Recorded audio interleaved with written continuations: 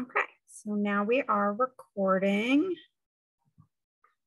All right. Welcome, everyone. Thank you for joining us. My name is Amanda, and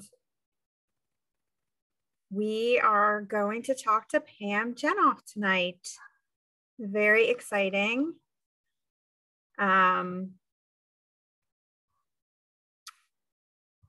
I will unmute her.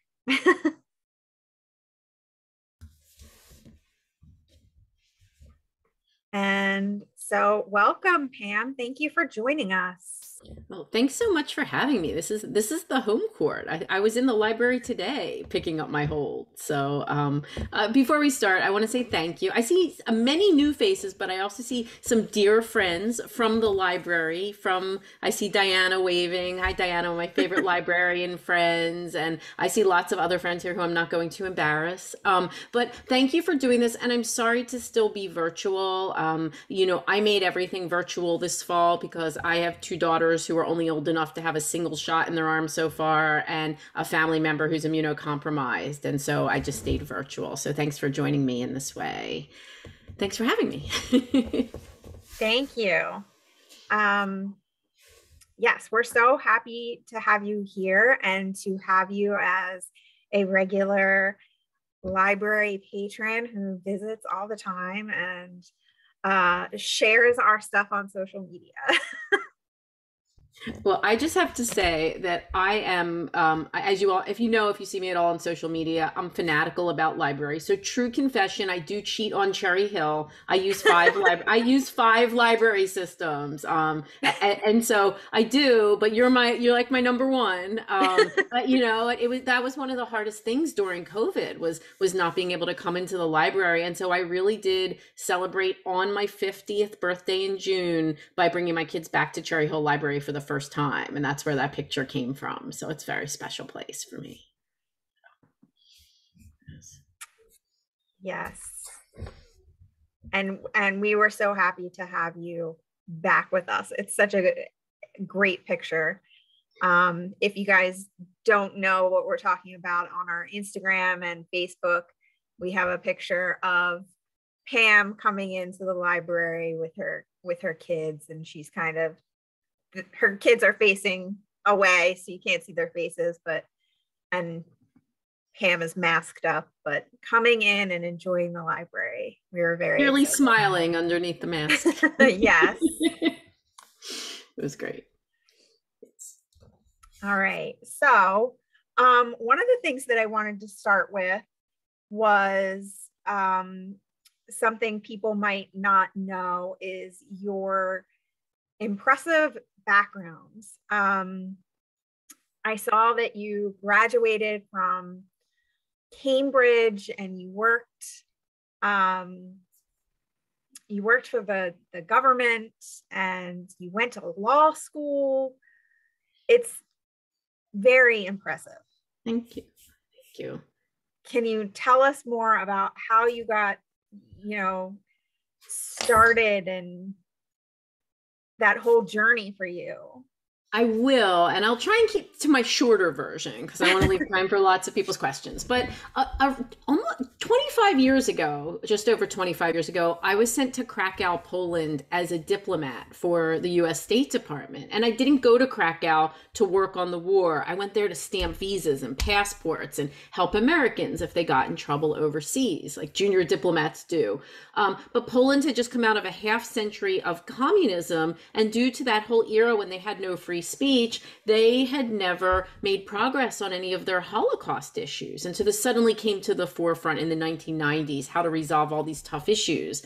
And when I went to Poland, I was a young girl in my early 20s, and I went halfway around the world alone. So you imagine, before we had cell phones, before we had the internet, I was by myself there, and I gravitated toward the Holocaust survivors who lived in Krakow, and I became very close to their community. And so the US government saw that I had this relationship, and they kind of put me in charge of all those Holocaust issues. And I worked on that for more than 2 years. Very rewarding work. very challenging work, my same professionally, but also personally. It was this experience that really moved and changed me. And so when I came back to the United States, I knew I was going to write a book, and I knew it was going to be around those experiences. And if you're wondering how I knew that, I was one of those little kids who always wanted to be a writer, never poems, never short stories. I always wanted to write a book. But through those many years of living abroad and being in school, I had all the time in the world to write that book, and I never got started. And you probably know, because I guess most of you have a project in your closet that you'd like to get off the ground and you can't. And for me, that was the novel. So the turning point in my life was actually 9/11. I came back from the State Department and I went to law school. I graduated from Penn Law in Philadelphia. And I began practicing law at a large Philadelphia firm on September 4th, 2001. It was a Tuesday, 1 week before 9/11. And on that fateful day, I had this life epiphany where I said, being a lawyer is great, but I've always wanted to be a writer. And if I was a 9/11 victim, I never would have realized that dream. So I took a course at Temple Night School in Philadelphia, and it was called Write Your Novel This Year. And I started working. Now they call it Write Your Novel This Month, and I wouldn't have taken that. That sounds really scary. But I started to work on a book in this course, which would later become The Commandant's Girl. But before I go back to your questions, because I know my answers are super long, I should tell you 2 catches in this plan. One was that even though I was now a serious writer, I was also a new attorney at a big Philly law firm, and I had $1,000 a month in student loan debt that had to be repaid. So I couldn't just go write in a castle now that I wanted to write. I used to write my books from 5 to 7 every morning before I went to the firm. And so now I have 3 children, 12 and under, and you moms know you don't always get 5 to 7 in the morning. So sometimes I have to find other ways, but that was how I started. And the other catch was, it was not a hop, skip, and a jump from that dream to Inkwood Books or Barnes & Noble, or as we used to say, Borders. In fact, it was 5 years and it was 39 publisher rejections until I got that first offer. So it was a very long road. Wow, that's really great. Thank you. I mean, still, I think 5 years is really good. Well, can I give you a wrinkle in that? Even though it was 5 years till my first book, Commandant's Girl came out, it was another 10 years till I hit the bestseller list. So Commandant's Girl came out on March 1st, 2007, and I hit the New York Times on March 1st, 2017. So it really did take 10 years to get there. So 15 total. and which book was that? That was The Orphan's Tale. So I didn't hit it. It was like an overnight success, 9 books in the making, because it was I didn't hit till number 9. So now, do you have a favorite underappreciated novel?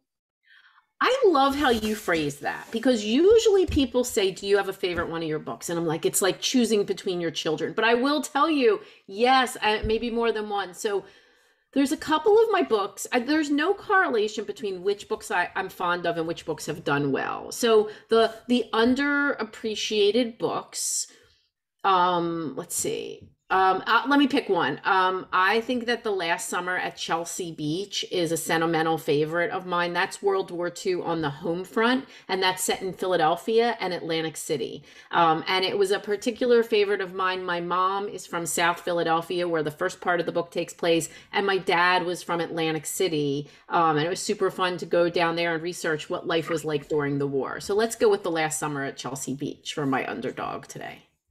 Oh, that's nice. Thank you. I'm writing it down.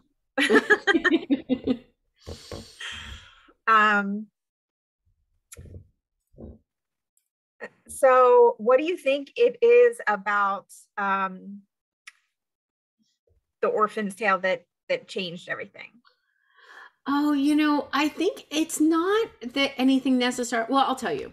Honestly, publishing is a tough business these days. It used to be, when I started, that my publisher liked me and I liked them, and I'd be like, I want to write this, and they'd be like, go write that. But now things are tougher, and there's frequently like times that I might be excited about something and the publisher will be like, eh.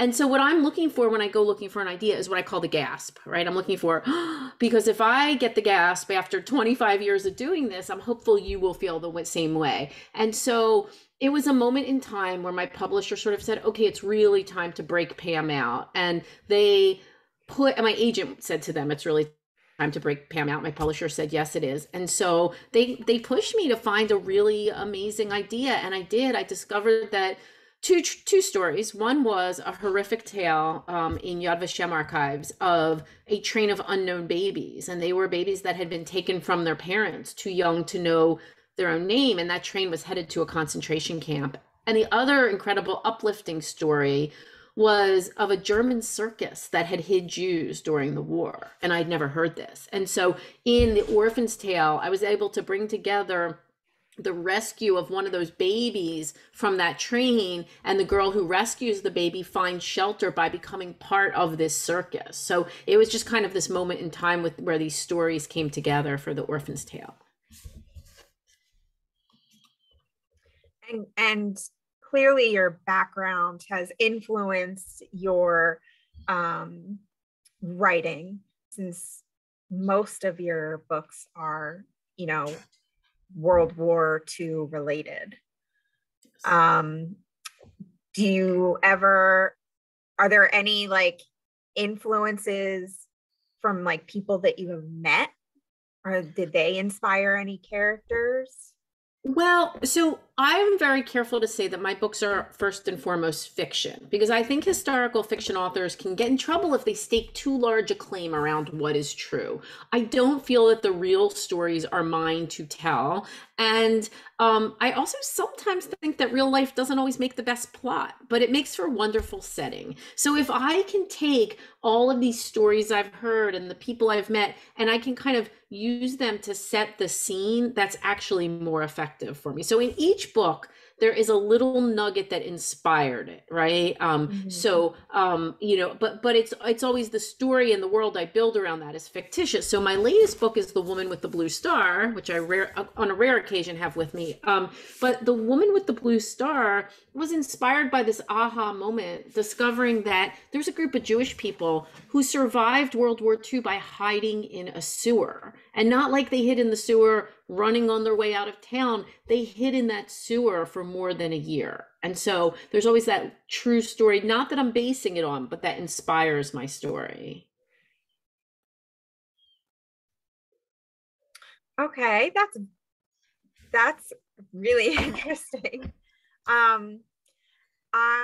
So what is your writing process? For instance, you got that nugget from The Woman with the Blue Star, you got that, and then how did it go from there? Well, so let me say this. I think there's two things we have to talk about. We have to talk about research process, and then we have to talk about writing process. So once I was on a panel with two authors who write contemporary fiction, and one of them said, yeah, just kind of open a computer and start typing. And I was like, you what? Because as a writer of historical fiction, it's like a whole other job built in there, right? So I'm not going to say too much about it, but I will tell you that I think there's three questions you should ask about historical fiction. How do you do the research? How do you weave in the research to the story so you don't get a big dump of information that stops the story just because I think it's interesting? And how do you not screw up the research? Those are the three big questions to me. And that one thing I will say about the how piece is that there are some authors who feel that they have to research for months beforehand till the material sort of sewn into their skin. And that's not me. I'm a contemporaneous researcher, which means that I can use a little bit at the beginning and then I can research on a need to know basis as I'm writing. This is very efficient because the research part of the brain and the writing part of the brain are different times of the day. So I can do both. So that's research. And then there's the writing part of the process. Let me say this. You may have heard authors say that there's two types of writers, plotters. And plotters are those dear souls that write chronologically and they make everything look nice before they move forward. And that's not me. I'm what's known as a pantser. Pantsers write by the seat of their pants. And so I have an idea, I open a computer and I go, blah for months. And it's inspired by a book by an author named Natalie Goldberg. She wrote a book called Writing Down the Bones, and it's a Zen Buddhist approach to writing where you don't stop your hand. And that's what I do. And so it's the worst way to write a book because, first of all, it's horrible. They call it throwing up on the page. You go like blah, and then all this stuff comes out, and then you have to make that stuff look like something, which takes a really long time. So I blah for many months, and then at some point there's an outline and there's chapters and all of that. But that's how I start. All right. So are you working on anything currently? That's one of the favorite author questions. I love that. I'm working feverishly, I mean, everything's slower with COVID, right? So I'm working feverishly. My new book is inspired by a true story of the only known sabotage of a train headed for Auschwitz. So there was a train going from Belgium to the camps, and there was an attempt to sabotage and break people out of that train. And my book looks fictitiously in part at what both the people on the train and the people who did the sabotaging. And it should be out in early 2023, which sounds really far away to you, and it sounds terrifyingly soon to me. How long is that turnover from like start to on the shelves in the library in Barnes and Noble? Well, so I used to write like a book a year. I'm older. The books are getting harder, and I usually am up writing at 4 a.m., but I don't always, usually 7 days a week, but it's hard. And so I have slowed down to a book like every 18 months to 2 years, which I really love, not just creatively, but commercially, because it takes my whole village to get a book out, right? My publishing team, my family when I'm on the road, my social media network. And I can't do that to people every year. I can't keep asking for that kind of support. I would rather step back in the in-between years and sometimes they reissue my books in between. So they're reissuing The Winter Guest with a beautiful cover in a few weeks. But I would rather step back and pay it forward for a year and then come out again. And then from the time I finish a book, and I guess you could say what is finished, because it goes through many times, it bounces back and forth for revisions.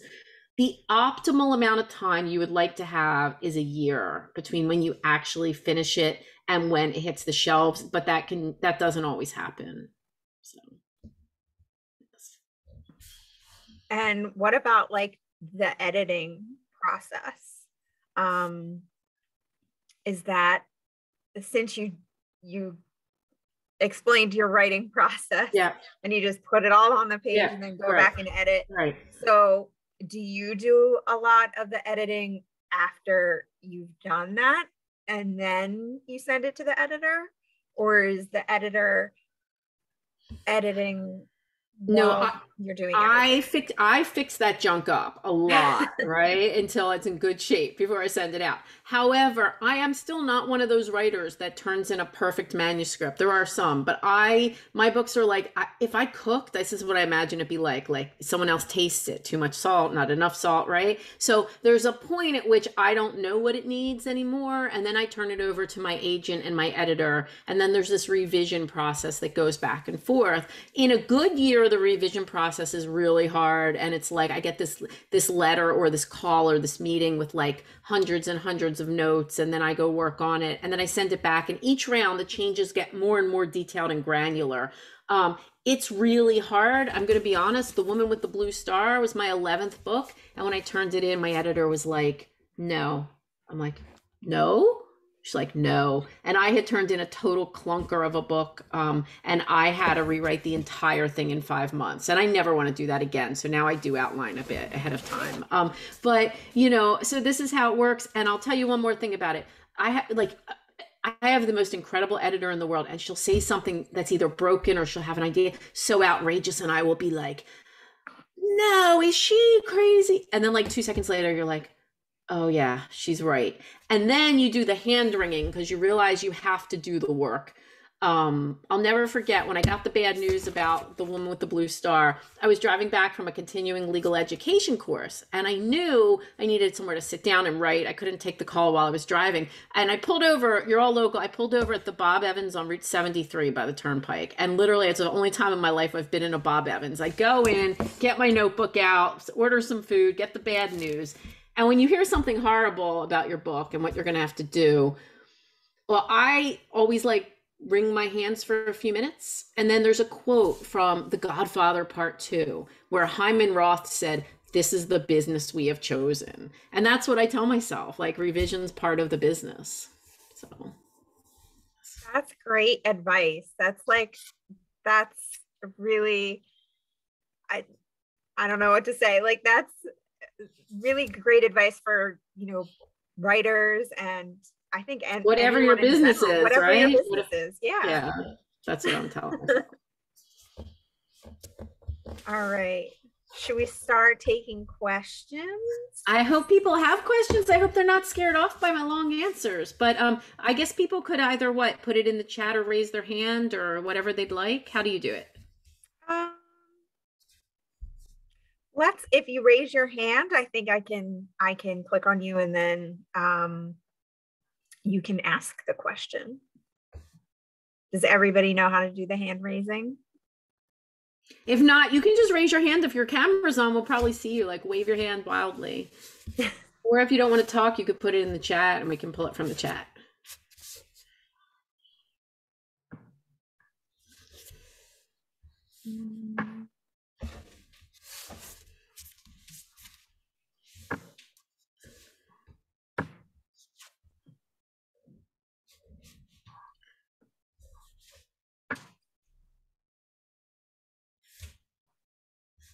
Don't see any hand raising.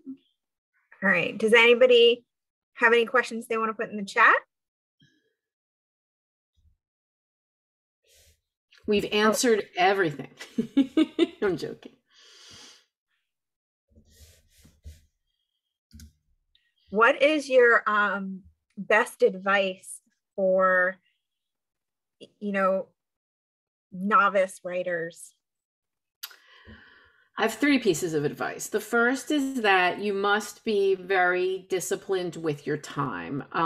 You have to find when your best writing time is, and you have to protect it, because even now, not the most supportive people in my life, not my beloved mom, not my sainted husband, nobody says, "Oh, honey, why don't you go take some writing time," right? That doesn't happen in our lives. People don't give us time. We have to find it. So you have to protect your time. The second thing is you have to be very tenacious if you want to get published, because I started in a writing workshop in 2001 after that Temple course. I think I'm the only one published from that workshop, and there were many more talented writers than me in that workshop, and that is not false modesty. That is the truth. But I was the only one who kept knocking on that door. So you just have to keep pushing forward. And the third piece, which I already touched on, is the revision piece. You must be willing to revise. And this is something that being an attorney gave me, because when you're an attorney, junior attorney, people mark up your work and all of that. You have to be able to take somebody else's feedback, which usually they give you problems. Very seldom do they give you the solutions. And you have to figure it out in a way that is in your own voice. So, I see a comment in the chat. Oh, yes.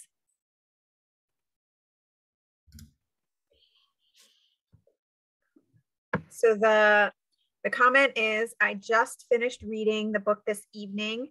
Oh, stop. Don't read the chat if you don't want the spoiler. Okay. There's a spoiler in the chat. So yes, this is. Yeah, I can shush people verbally, but I can't shush them in the chat. So I can answer this question without answering this question for people who haven't read it. So in The Woman with the Blue Star, and I should probably tell you a little bit more about this book. The Woman with the Blue Star, when I heard about these people in the sewer, I had so many questions. I wanted to know, who were they, and what were their lives like, and how had they survived, and who had helped them. And there was a story in the real story about the sewer, not in my book, that of a young girl in the sewer who one day looked up through the sewer grate and she saw a girl her own age buying flowers. And she was so struck by the disparity in their lives. And her mother said to her, someday there will be flowers for you. And I was riveted by this promise and wondered what it would have been like for the girl in the sewer and the girl on the street to actually meet one another. What would that have meant for both of their lives? And so that was the leaping off point for this book. So in the book, Sadie is in the sewer and she looks up and sees Ella. And Ella is a Polish girl who is not Jewish, is not being persecuted. She's from an affluent family, but she's also quite alone. She's lost everyone except for a really horrible stepmother. And so when they meet, there's this very powerful connection between them. They're isolated and they're seeking connection in a way that had a lot of really powerful parallels to what we were going through, with COVID as I was writing this.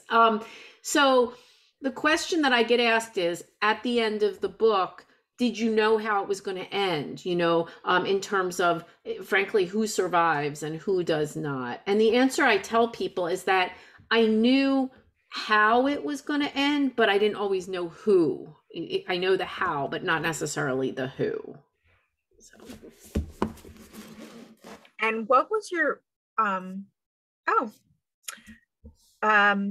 do you go about your research process? What resources do you like to use when researching? So maybe how did your research go with the woman with the blue star?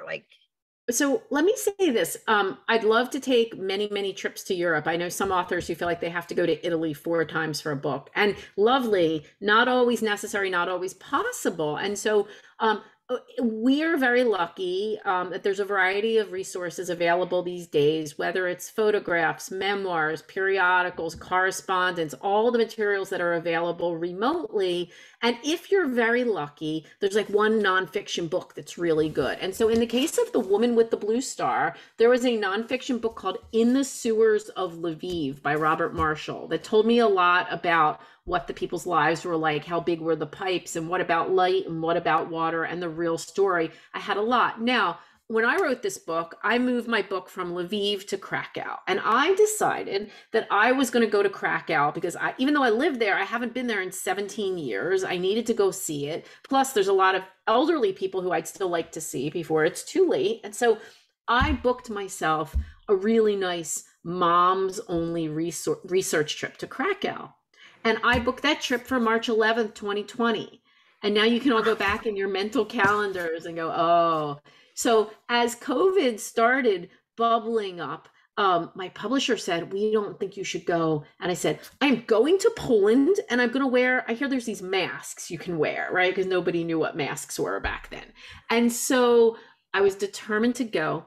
The flight shut down on March 11th. And thank God they did, because I had an emergency appendectomy on March 12th. So I would have been in the air over Poland, but I never got to go on my research trip. But the silver lining was that I still have many friends in the US consulate in Krakow who had arranged meetings for me with the sewer expert and the city expert. And when COVID hit, they pivoted and they made those meetings virtual for me right as their own city was shutting down. So it was pretty unique. It was very special. We got a lot of questions now, I think. Yes. All right. So Lydia says she read The Woman with the Blue Star for a mother-daughter book club and wants to know if Sadie and Ella's friendship was based on one that you know. It was not. So Sadie was inspired by a composite of several people who were in the sewer, and Ella was purely fictitious. But what I love doing in books is you have these women who, but for the war, they would have lived on a very set path in their lives. And the war throws them off that path, and they're tested and they're challenged. And I love to see how they respond. One of my favorite pieces of that is having these women who through normal circumstances never would have met one another, cross paths and interact in these really unique ways. And so that was what I was trying to achieve with Sadie and Ella. All right. And we have a question from Ginny. She said she just finished The Diplomat's Wife. Did your time with the State Department influence or inspire you? So I should say The Diplomat's Wife is actually a sequel, and it's part of a 3-book trilogy. So my first book was The Commandant's Girl, and that was very deeply inspired out of my years in Poland. It was right when I got back, and that follows a young woman in Krakow who's living under an assumed identity, and she becomes close to a German to help the resistance. That's my first book. When I finished writing Commandant's Girl, I never planned to write a sequel. I was trying to decide what to write next. And one morning in my bathroom, I was living in Philadelphia at the time, as I'm like brushing my teeth, this other character from Commandant's Girl, she popped up and she said, "It's my turn." And I thought, I didn't even know you made it out of the first book, but she did. And she became, and I didn't even know I liked her, but she became the main character in The Diplomat's Wife. Then people were asking for another book in that series. And if I kept going, so Diplomat's Wife is right after World War II. It's very much an early Cold War story. And then people wanted another book. And if I kept going forward, it would have been the 60s, and that doesn't feel like historical fiction. So I wrote a prequel to Commandant's Girl, and it's called The Ambassador's Daughter. And it looks at the Commandant before he became the Commandant and how he met his wife at the Paris Peace Conference just after World War I. So that's the whole group. All right. And Diana has a question. She has her hand raised, so she can unmute and ask. Oh, unmute. Hold on. You got to unmute, Diana. Let me see if I can do it for her. Mute. Okay. Oh, there we go. Okay. Can you hear me? Yes. Okay. Hi. How you doing? How are you? I recently joined online Renee's reading group. I think it's Renee something. Do you know that group? I don't know that one, but there are so many good ones right now. So my main group, other than my own page, is Great Thoughts, Great Readers. I'm in that one, but there's so many really wonderful ones. I'll have to check out Renee's. You're going to have to check out Renee's because they posted the cover of your book and they were all raving and raving. Oh, thank you. Renee's reading group. I'll check it out. There's nothing better. I don't know how readers know exactly when you need to hear that, but there's nothing better because you'll open your eyes at 4 a.m. and you're like, why am I doing this? What is the point? You know, you don't want to get out of bed. And then you'll see some lovely comment about one of your books and you're like, oh, that's why I'm doing it. So thank you for telling me. I will jump on. And everybody was chiming in. Oh, I'll check it out. That means the world. Thank you. Truly, truly, it really does. Yeah. Oh my goodness. What else? Right. I have terrible eyesight. I'm trying to read the chat. We have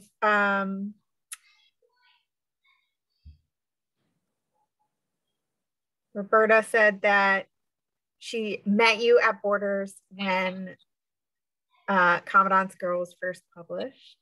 That was a lot of water under the bridge there. I miss Borders. I mean, I love my library. I love my Inkwood. By the way, can I just say about Inkwood, which is a wonderful bookstore in Haddonfield, New Jersey, that I'm not really out in the world doing it in-person signings, but if anybody ever needs autographed copies and personalized autograph, like to so-and-so, what we do is I just tell people to call Inkwood and they will take down whatever you need in the book and they call me and I go in the store with my mask on and I sign the book and they mail it out to you. So if anybody ever needs, I would send you for a bookstore to Inkwood. They're amazing. That's amazing. Yeah, they're incredible. Yeah, we've used Inkwood for events here and they're great. We love working with them. Yeah, it's special to have an independent bookstore in our community. Okay, and I see Rebecca has her hand raised, so let's get her to unmute. Hi.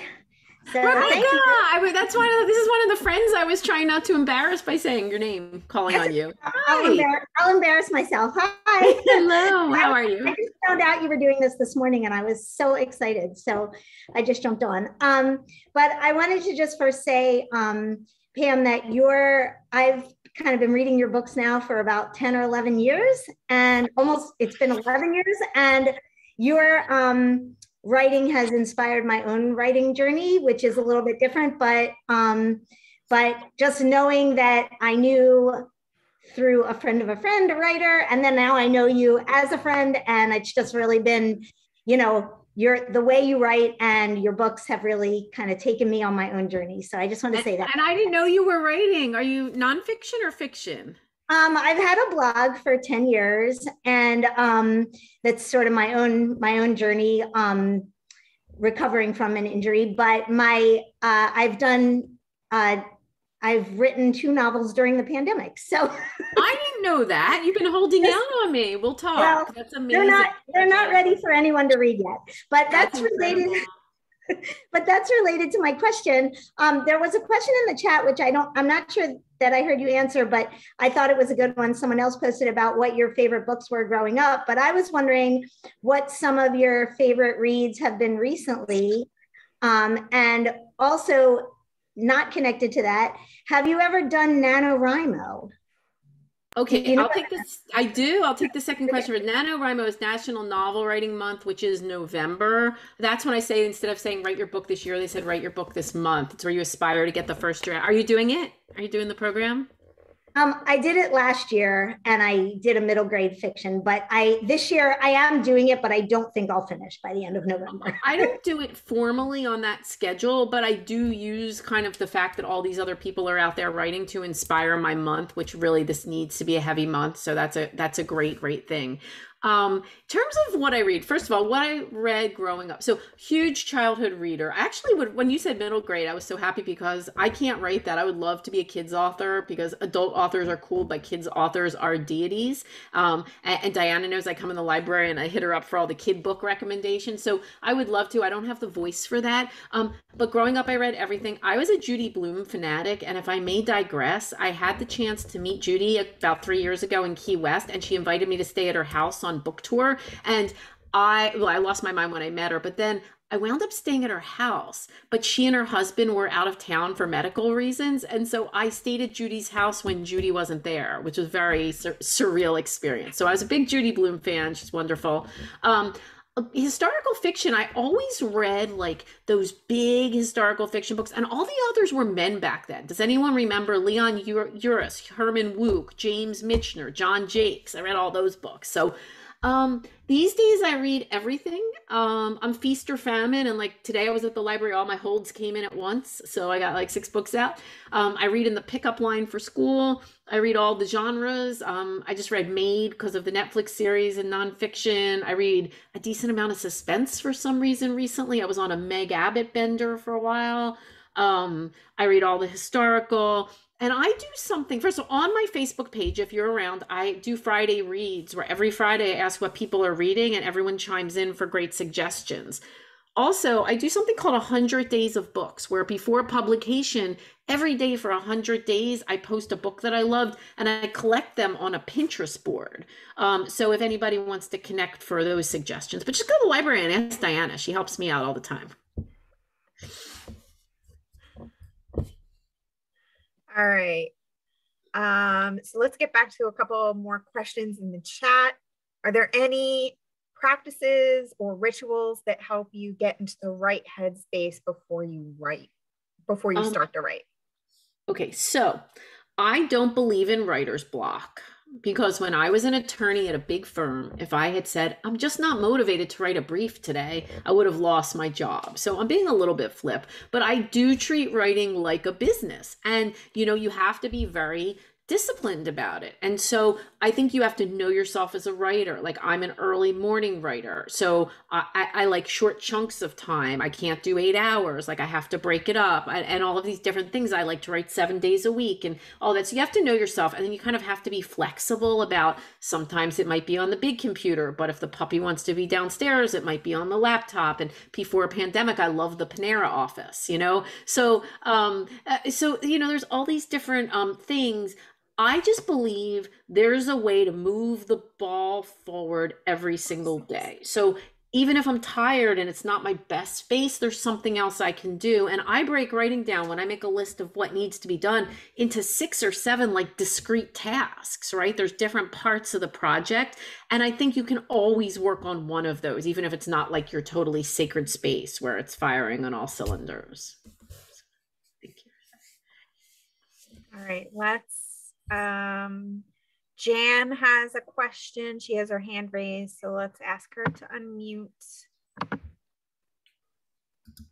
Jan, what's your question?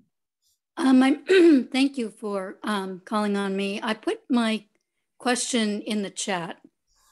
Oh, okay. And I wanted to know, I assume you did a lot of reading growing up, and which books really influenced your writing, and especially which authors you most look up to and, you know, were inspirational for you. Well, you know, so again, Judy Blume was huge. And I have to tell you the funniest story, which is when I was an aspiring writer, I actually emailed her in like the early days of email and asked her for some advice. And she graciously wrote back. And when I met her in Key West, I went back and found that email. And it was 20 years exactly to the day since I had asked her for advice to the day that I met her. So that was really incredible. But, you know, I read everything. You know, Lord of the Rings, somebody read me Lord of the Rings out loud in college over like the course of a year. So that was some really beautiful writing. There was some really good middle grade and YA Holocaust books when I was a kid, and they're out of print, but I still remember the names and authors. I have copies I've picked up off of eBay over here. Super fun having my kids discover books, right? Like my son's in 7th grade, and in Cherry Hill they read The Outsiders by S.E. Hinton, and I'm so excited about that. I have my original copy over there just behind me.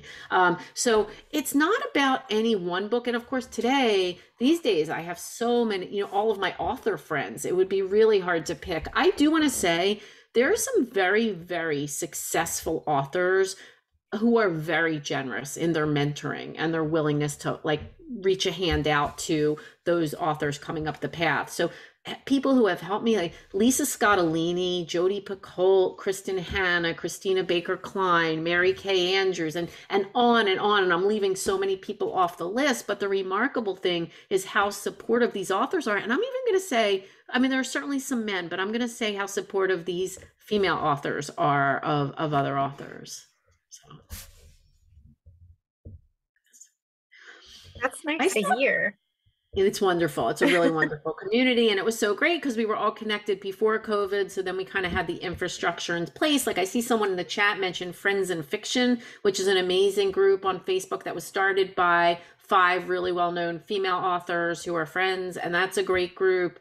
And there's also a comment, and didn't want to miss it, but someone asked about the Lost Girls of Paris. So I just wanted to mention Lost Girls of Paris was my book right before The Woman with the Blue Star. It came out in 2019. And that was inspired by the true story of the women who served in Britain's Special Operations Executive. They served Churchill by deploying behind enemy lines to engage in sabotage and subversion. And about 12 of those women never returned. They were betrayed and they were killed and disappeared without a trace under a terrible German program called Night and Fog. And so my book, Lost Girls of Paris, looks at sort of the mystery of what happened to them. So yeah, that was a book I enjoyed writing very much.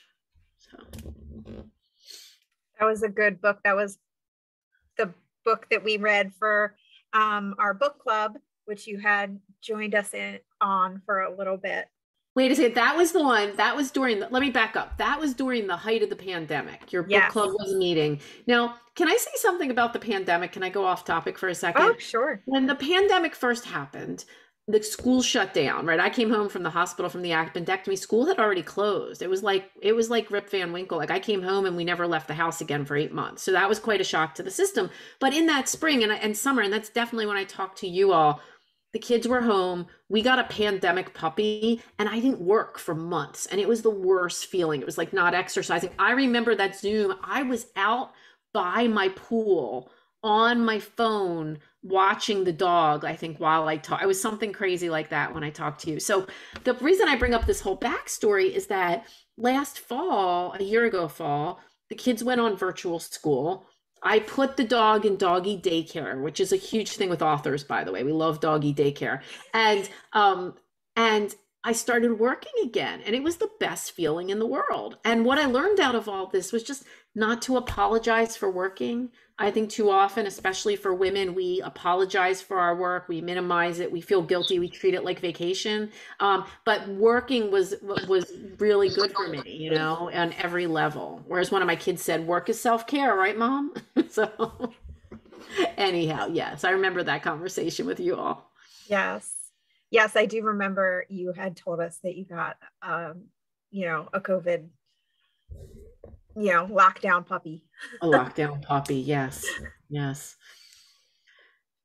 Oh my goodness. All right. Well, this has been, Diana's asking where she can go to see your book list.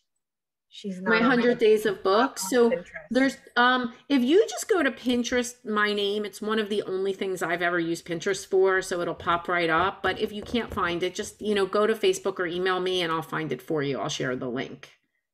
But I would like to say I really invite everybody here to connect with me individually. You can connect on Facebook, Instagram, Twitter, email, wherever you're hanging out. Or you can just see me when I run in and out of the library to grab my holds and you're like, oh, that's that harried mom I never knew, was Pam. So I always say, this is a little off topic, that I could stand in the middle of a bookstore holding up a sign and nobody would know who I am. But it's always naked in the JCC locker room that somebody would say, aren't you? So you'll see me in the least likely of places, I guarantee it. Well, thank you so much for joining us, Pam, and thank you for talking to us this evening.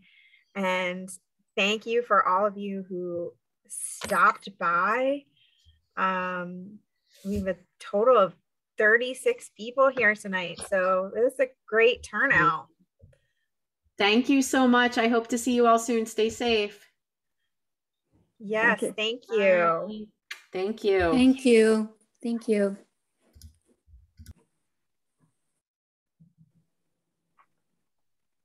Thanks, Amanda. Thank you, Ginny. Very good.